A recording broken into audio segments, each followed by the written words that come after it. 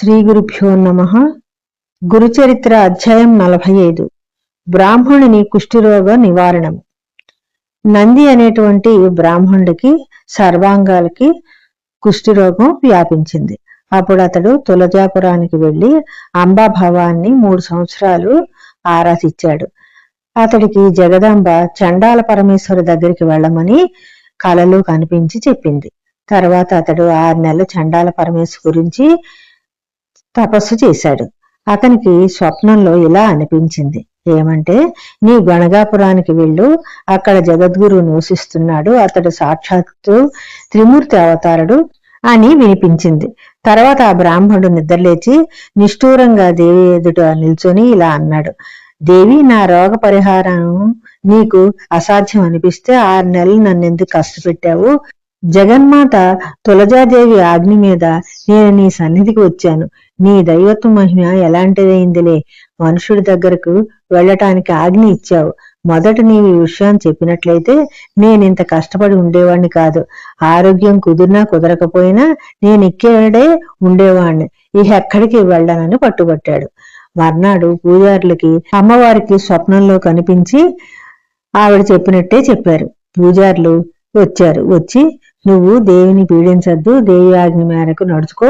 నువ్వు ఒకవేళ ఇక్కడే ఉంటే మేము నిన్ను గుళ్ళోకి రానివ్వము, నీవు ఆ గణగాపురం వెళ్ళు అని చెప్పారు. అప్పుడు అతను తన మనస్సు యొక్క నిష్ఠూరాన్ని వదిలేసి దేవీ పూజ పూర్తిగా చేసేసుకొని గణగాపురం వచ్చాడు.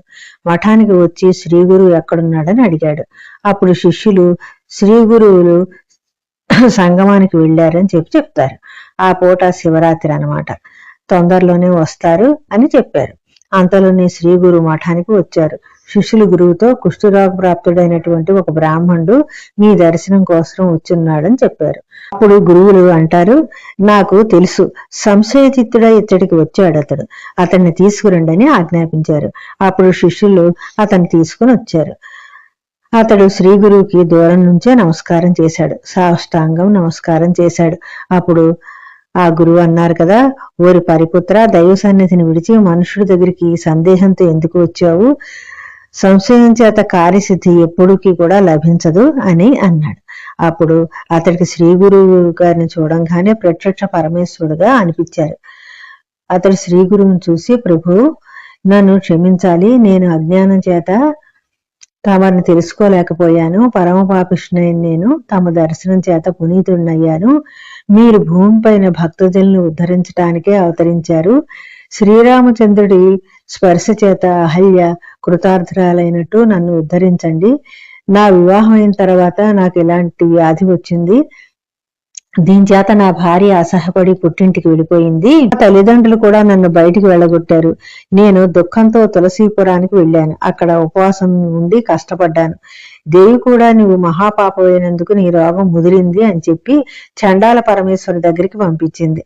అక్కడి నుండి ఆ దేవి మీ దగ్గరికి వెళ్ళమని ఆజ్ఞాపించింది. ఈ రీతిగా దేవతలు కూడా నా విషయంలో ఉదాసీనులై ఉన్నారు.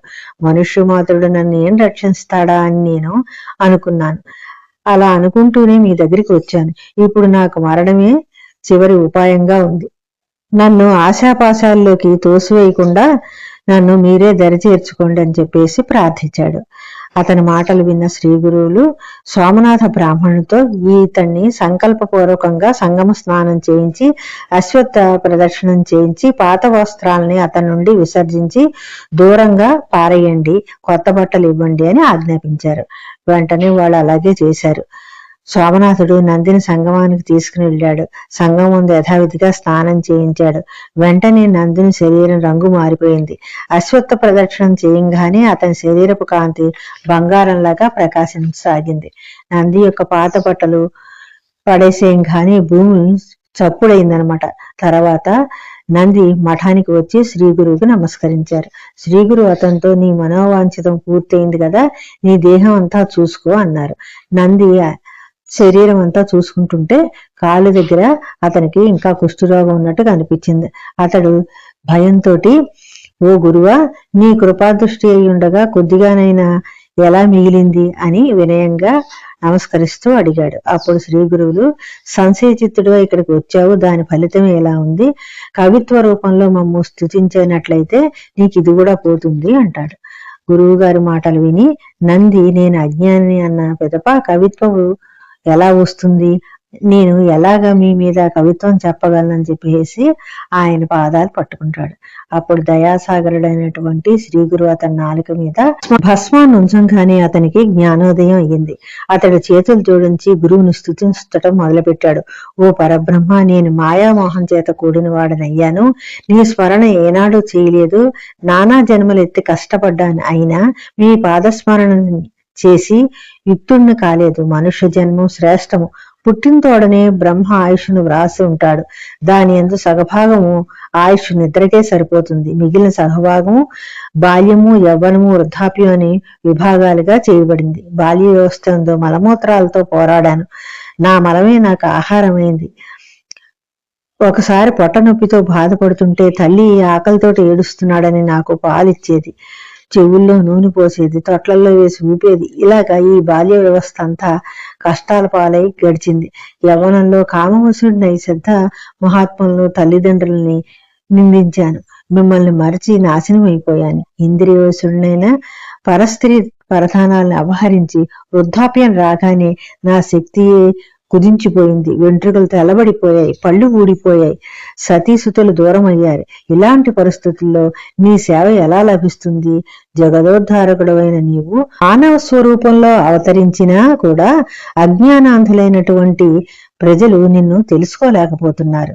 గురుడా, నేను నీ పాదదాసుని. నన్ను భవసాగరం నుండి బయటికి తీయి.